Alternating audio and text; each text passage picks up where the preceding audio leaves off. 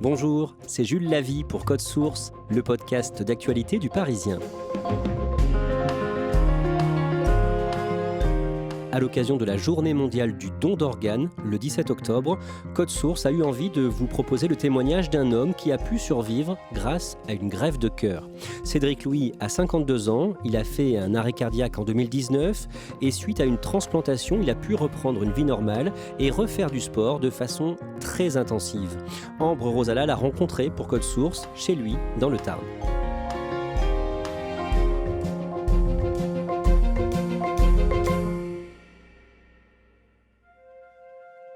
Cédric Louis habite dans une belle maison, dans un village du Tarn à 6 km d'Albi, avec sa femme Céline. Il fait beaucoup de vélo sur les routes du département et il s'entraîne entre 7 et 8 heures par semaine avec un coach sportif pour les prochains Jeux mondiaux des transplantés qui auront lieu en Australie en avril 2023. Moi, je fais du sport, en fait, aussi par respect par rapport à mon donneur, sa famille.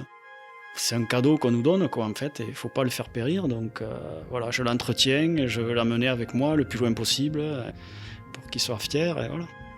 Mais des fois, voilà, quand je suis dans l'effort, que c'est dur, je pense à lui, je lui parle même. On est deux maintenant, donc voilà, moi, ça me motive.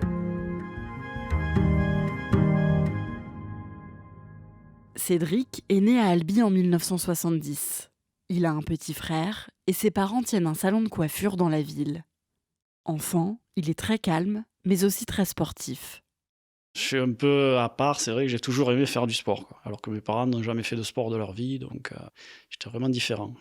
Je fais du vélo depuis l'âge de 2 ans, donc voilà, j'ai toujours fait du vélo, et toutes les disciplines, tout ce qui est trial, voilà, vélo-course, VTT, un peu tout, quoi. Plein d'autres sports à côté, mais j'étais très sportif, ouais, très jeune. Quand il a 16 ans, Cédric commence à faire de la tachycardie quand il fait du sport de manière intense. Les médecins ne comprennent pas ce qui ne va pas et Cédric continue à vivre normalement. Il fait des études de commerce, puis il devient calibreur d'écran et met des télés et des vidéoprojecteurs aux normes du cinéma pour des professionnels et des particuliers. Il se marie avec sa compagne, qu'il a rencontrée adolescent, et leur première fille naît en 1995. Il fait beaucoup de sports intenses, comme du vélo, du ski, du snowboard et de la course à pied. Et en 1997, quand il a 27 ans, il fait une syncope alors qu'il est en train de courir. Donc j'ai senti des palpitations, la tête qui tourne, les muscles tout qui s'engourdit, et j'ai pas pu me retenir, je suis tombé, voilà, sans pouvoir me retenir des mains, quoi que ce soit. Et puis c'est les pompiers qui m'ont réveillé, quoi. Sur le moment, ça fait peur. C'est là qu'on a découvert, sur le ventricule gauche, ils ont trouvé un problème, voilà, par rapport à ça, un ventricule qui était un peu plus épais, disons, une paroi un peu plus épaisse que la normale, quoi. En fait, si vous voulez, le cœur à l'effort, si jamais on a une paroi un peu plus grosse, un peu plus épaisse, il va être moins élastique que l'autre partie, en fait. Donc le cœur se désynchronise. Et ça crée des tachycardies, voilà, le cœur monte, et voilà, ça peut créer des problèmes au cerveau, des syncopes, voilà. À cause de sa malformation, Cédric doit prendre un traitement pour éviter de faire des malaises. Sa deuxième fille naît en 1999 et quelques temps plus tard, il fait un test à l'effort à l'hôpital pour contrôler son cœur. Et pendant le test, il fait à nouveau une syncope. Les médecins l'opèrent en urgence pour lui implanter un défibrillateur près du cœur, un boîtier qui permet de surveiller son rythme cardiaque et qui envoie un choc électrique si jamais son cœur s'emballe. Ils m'ont permis de continuer à faire du sport, mais plutôt des sports d'endurance, on va dire, sans effort violent d'un coup, voilà, où le cœur monterait. C'est ça le plus dangereux, en fait. Donc j'ai continué un peu à faire du vélo, bon, doucement, de la marche, des sports comme ça, quoi, un peu moins violent que ce que je faisais jusqu'à présent, quoi. Donc là, voilà, je faisais des sports de vieux, on va dire. C'est dur, surtout quand on a un passé de sportif, oui, c'est dur, oui. J'essayais toujours, en cachette, de faire des sports, voilà, un peu, mais bon, ça me rattrapait vite, donc... Non, après, j'ai fait attention quand même. Quand on a des enfants et tout, après, voilà, on prend conscience un peu de la chose. Mais j'étais frustré, ouais. Moi, j'étais frustré, ouais, ça c'est sûr. Cédric vit avec son défibrillateur dans la poitrine pendant presque 20 ans et il change 7 fois de boîtier. Mais en 2019, quand il a 49 ans, les médecins lui annoncent que le gène responsable de sa maladie cardiaque a muté et qu'il commence à y avoir des complications. Son cœur s'emballe de plus en plus souvent, même sans effort, et les chocs électriques, qui sont très douloureux, sont de plus en plus nombreux. J'avais des chocs à répétition, la nuit, le jour, dès que je bougeais, j'allais au WC, j'avais un choc. Quand on est conscient et que voilà, on prend des chocs en permanence, et que ça repart, ça fait peur et puis c'est compliqué à vivre, quoi, à gérer, quoi. Parce que c'est très très fort, c'est très puissant. Là.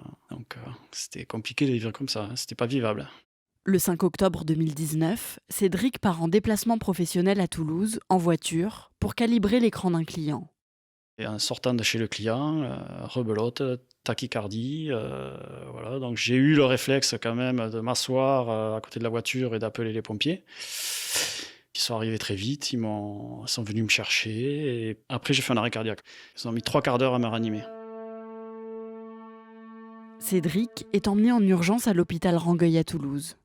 Son cœur est très fatigué et ses reins et ses poumons sont infectés, alors il est plongé dans un coma artificiel. Les médecins préviennent sa famille et sa femme et ses filles viennent le voir immédiatement à l'hôpital. Il y a plusieurs moments où on leur a dit voilà, vous allez lui dire au revoir et on ne sait pas si ça va fonctionner. Je les entendais en fait, j'ai dit quelques mots, je ne sais pas pourquoi, parce qu'ils m'embrassaient en fait et comme j'étais intubé, j'arrivais plus à respirer, plus rien. J'aurais dit poussez-vous, voilà, j'étais. Mais en fait c'est qu'ils m'embrassaient que voilà quoi. C'était pour me dire voilà, au cas où quoi. Il y a des réunions qui se font entre professeurs pour voir exactement la viabilité de ce qu'on peut faire de moi, quoi, en fait, hein, ce que je peux devenir, hein, puisqu'en même temps, en fait, j'ai fait un mini AVC, enfin, j'ai eu un saignement à la tête. Donc, ils se sont posé la question de voilà, est-ce qu'ils me sauvaient en faisant une transplantation ou ils me débranchaient. Et en fait, le vote, j'étais une dizaine à peu près, et bon, quasiment l'unanimité, à part 1 ou 2 personnes, ont voté pour. Donc voilà, après, ils ont décidé de me faire une transplantation. Cédric se réveille au début du mois de novembre, après presque 1 mois de coma. J'étais très faible, je parlais difficilement. Hein. Je faisais 100 kilos, à la sortie du coma, j'en faisais 70. Dès que j'ai été réveillé, en fait, il y a 2 médecins qui sont venus me voir et ce qu'ils m'ont dit, en fait, c'est que voilà, il y avait un projet pour moi. Donc c'était la transplantation, mais que pour avoir un greffon, voilà, c'est long. Donc même si je suis en extrême urgence, voilà, ça allait peut-être prendre 1 mois, 2 mois, 3 mois, 1 an, on n'en sait rien. Donc ils m'ont dit, on a fait la demande pour avoir un cœur artificiel complet, les 2 ventricules. Donc on va vous implanter ça, on va vous enlever votre cœur, on va vous implanter ça en attendant que vous ayez un donneur. Les médecins opèrent Cédric et lui implantent un cœur artificiel. C'est une prothèse en plastique branchée à une grosse machine externe de 25 kg et qui fait beaucoup de bruit. Mais Cédric, qui vient d'être inscrit sur la liste d'attente pour une greffe, garde espoir d'avoir un jour un vrai cœur. J'ai toujours eu l'espoir, oui, ça c'est vrai que dès le début, dès que je me suis réveillé, voilà. Parce que j'ai senti quand même que le corps médical était vraiment impliqué, performant, et voilà, j'aurais fait confiance vraiment à 100%, il n'y a pas de problème. Ça allait, bon, voilà, je sais que ça allait être dur, hein, mais bon, comme j'étais sportif, voilà, je sais ce que c'est de travailler dur, hein, physiquement, voilà, donc, et moralement. Donc non, ça ne m'a pas fait trop peur, mais oui, c'est vrai que j'attendais quand même ce greffon. Je ne me sentais pas vivre 1 an avec un cœur comme ça, artificiel, quoi. Le 15 janvier 2020, après 2 mois sans nouvelles d'une greffe alors qu'il est placé en urgence absolue sur la liste, Cédric commence à perdre espoir. On m'a dit, donc, on n'a pas de cœur pour vous, enfin, il n'y a pas de greffon, donc vous allez rester avec le cœur artificiel, vous allez rentrer chez vous. Donc là, j'étais moyennement tranquille, on va dire, parce qu'en fait, il y a plein de contraintes avec ça, c'est-à-dire qu'il ne faut pas non plus... Il y a une batterie, mais bon, si vous débranchez la prise, voilà, tout peut s'arrêter. À des moments, il faut faire le nettoyage des tuyaux, tout ça, donc on débranche, on rebranche un autre vite fait, rapidement, pour que... Voilà. Donc je ne me sentais pas à la maison avec un chariot roulant. Voilà, et ces tuyaux, si je tombe, voilà, j'arrache un tuyau, je fais quoi voilà, je n'étais pas très rassuré. Et le lendemain, ils m'ont annoncé vers 19h qu'ils avaient un cœur pour moi. Donc là, ouais, j'étais content. Ils sont arrivés, ils étaient 7 ou 8 dans la chambre, donc voilà, ils m'ont annoncé ça et moi, je m'y attendais plus. Les médecins viennent chercher Cédric pour la transplantation vers 4h du matin. L'opération dure 10 heures et se passe bien, et Cédric se réveille le lendemain avec un nouveau cœur. J'avais l'impression qu'un camion m'avait roulé dessus, quoi. Donc ils m'ont donné ce qu'il fallait, je me suis rendormi. Et le lendemain, je me suis réveillé, puis là, plus de douleur, plus rien. Ouais, vraiment très très bien, quoi. De suite, je me suis dit, c'est mon cœur, voilà. Et j'étais vraiment content. Ouais.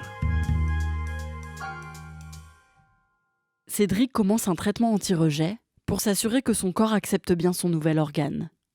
À l'hôpital, un médecin lui propose de rencontrer un homme d'à peu près son âge, transplanté du cœur 3 ans plus tôt, et qui a repris le sport à haut niveau. Cette personne est venue. Là, j'étais encore en fauteuil roulant, hein, voilà, je marchais quasiment pas. Et c'est lui qui m'a dit, me transplanter après, voilà, après quelque temps, tu peux tout faire, tu peux te faire plaisir, refaire du sport, refaire des choses, travailler. Et c'est là que j'ai eu un déclic, en fait. Ça, je l'ai mis de côté dans ma tête et c'est vraiment ce qui m'a motivé. En avril 2020, 3 mois après sa transplantation, Cédric est transféré dans un centre de rééducation. Les premiers jours que je suis rentré en rééducation, il y avait des simples escaliers quoi, qui allaient dehors. Donc j'étais avec mes kinés. Sur la partie plate, je marchais à peu près normalement, correctement. Disons, je tenais debout, on va dire. Et dès que je suis arrivé à la première marche, je suis tombé. Impossible de me tenir sur mes cuisses, en fait, quoi. Donc c'est les deux dames, enfin, kinés, qui m'ont pris sous les bras et qui m'ont fait monter les escaliers, les 10 marches qu'il y avait. Et là, je me dis, ouais, il y a quand même un gap à passer pour arriver quand même, ne serait-ce qu'à remarcher normalement, monter des marches. L'équilibre, j'avais complètement perdu l'équilibre, je me déstabilisais très rapidement. Donc ça a été très compliqué. Là, j'ai vite vu que, voilà, même si j'étais motivé, ça allait être dur, quoi. Là-bas, Cédric réapprend à marcher, mais aussi à manger correctement et à reprendre une vie normale. Il rentre chez lui 1 mois plus tard, le 5 mars 2020. Et 10 jours après, il remonte sur un vélo. Je reprends le vélo, en fait, le tour du Patelin de chez moi. Et je suis tombé 4 fois, en fait. Mais bon, voilà, je tombais même à l'arrêt, quoi. En fait, je me tenais pas sur mes cuisses, quoi. C'était vraiment catastrophique, quoi. Malgré que je sois tombé, voilà, j'ai continué, je remontais, voilà, quoi. Là, je suis au paradis, hein. Toutes ces sensations, enfin, j'y croyais plus, quoi. En fait, à un moment donné, quand on passe autant de temps à l'hôpital, on se dit c'est pas possible. Et là, vraiment, c'était le paradis, quoi. Là, on oublie tout dessus, quoi. Voilà. C'était loin, quoi, le reste. Cédric reprend le vélo progressivement et tombe de moins en moins. Il fait aussi de la course à pied et de la musculation pour retrouver sa forme d'avant parce qu'il a perdu beaucoup de muscles. Il reprend le travail en septembre 2020, 8 mois après sa transplantation. Et le même mois, il se lance à vélo avec une assistance électrique dans l'ascension du Mont Ventoux, dans le Vaucluse. C'est un des cols mythiques français que tout le monde rêve de faire. Hein.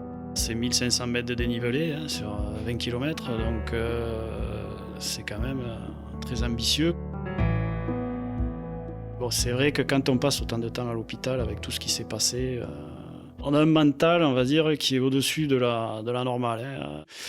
Donc là, j'ai réussi à le faire, mais c'était au mental, quoi, vraiment, voilà. Parce que les conditions étaient vraiment arrivées en haut, donc il faisait 0 degré, il neigeait, brouillard, un vent à plus de 100 km/h, donc ressenti à moins 10 facilement, donc il fallait y aller, quoi. Je veux dire, c'était pas la partie de plaisir. Hein. Quand j'y suis arrivé, j'étais fier. Ouais. Après ça, Cédric prend un coach sportif. Et le 25 mai 2022, plus de 2 ans après sa greffe, il participe aux Jeux nationaux des transplantés à Narbonne dans l'Aude en cyclisme. Il fait une course contre la montre et une deuxième épreuve de course en ligne. Sur les 2 épreuves, je fais 3e. Je croyais pas pour la première fois, voilà, arriver à faire ça. J'étais vraiment surpris, quoi. Je suis fier. Ouais. Puis tous mes proches aussi, voilà, parce qu'ils ils se disent, ouais, il y a quelques temps, il était dans un lit, il pouvait plus bouger. Son avenir était compromis, et puis là, voilà, quoi, c'est vraiment la résurrection. Qu'est-ce que ça a changé pour vous, la greffe ? Ah ben tout, hein. Alors le problème, c'est que des fois, c'est comme je suis resté 20 ans avec un défibrillateur où j'étais frustré, en fait, j'ai l'impression maintenant que j'ai 20 ans, en fait. Que toute cette partie-là, cette partie de ma vie, elle n'a pas existé, donc des fois, c'est un peu dur, parce qu'il faut que j'arrive à me freiner un peu aussi, hein, parce que bon, j'ai plus 20 ans non plus. Hein. Mais j'ai cette sensation-là, ouais. De vraiment revivre et de vraiment de respirer à plein poumon, de pouvoir faire ce que je veux, de ne pas être essoufflé à la moindre chose, de ne pas m'écouter en permanence. Je suis un autre homme.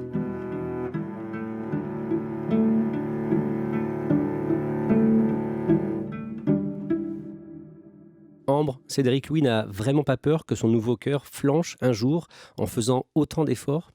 Non, pas du tout. Il a une totale confiance en son nouveau cœur et surtout ses médecins l'encouragent à faire du sport et à se maintenir en forme pour que son cœur soit en bonne santé. Grâce à ses bons résultats en mai aux Jeux des transplantés, Cédric Louis va participer en avril prochain à la version mondiale de la compétition, les Jeux mondiaux des transplantés et dialysés. Ce sera du 15 au 21 avril 2023 en Australie.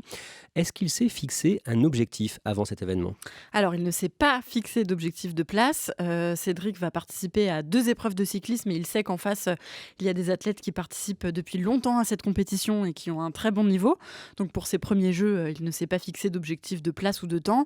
Mais malgré ça, il reste très compétitif et il s'entraîne d'arrache-pied pour faire la meilleure performance possible et donc amener d'une certaine manière son donneur le plus loin possible. Il s'engage au quotidien pour promouvoir le don d'organes. Comment concrètement ? Alors déjà, il s'est créé un compte Instagram sur lequel il montre l'avancée de ses entraînements, mais aussi sa vie quotidienne. Et surtout, il s'est engagé dans l'association Les Relais de l'Espoir, qui sert à promouvoir le don d'organes. Et donc, via cette association, il entre en contact avec des personnes qui, comme lui, vont se faire transplanter pour leur raconter son histoire, les rassurer et leur montrer que même si c'est difficile, c'est possible, après une greffe, de reprendre une vie normale et de faire du sport. Dernière question, Ambre, on peut penser que tout le monde est pour le don d'organes, mais en fait, ce n'est pas si facile quand les familles sont confrontées à ce choix. Oui, exactement. En fait, c'est ce que m'expliquait Cédric Louis. Beaucoup de gens comme ça sont pour le don d'organes et sont favorables, mais il m'a quand même raconté que beaucoup de familles refusaient au moment de la mort d'un proche de donner ses organes. Et c'est pour ça qu'il s'engage auprès de cette association pour montrer à quel point c'est important. Merci Ambre Rosala et je renvoie vers le site de cette association, lesrelaisdelespoir.com. Cet épisode de Code Source a été produit par Thibault Lambert et Clara Garnier-Amouroux. Réalisation Julien Moncouquiol. Code Source est le podcast d'actualité du Parisien, un nouvel épisode chaque soir de la semaine. N'oubliez pas de vous abonner pour n'en rater aucun. Si vous aimez Code Source, n'hésitez pas à le lire en laissant des petites étoiles ou un commentaire sur votre application audio préférée. Vous pouvez nous contacter sur Twitter @codesource ou par mail codesource@leparisien.fr.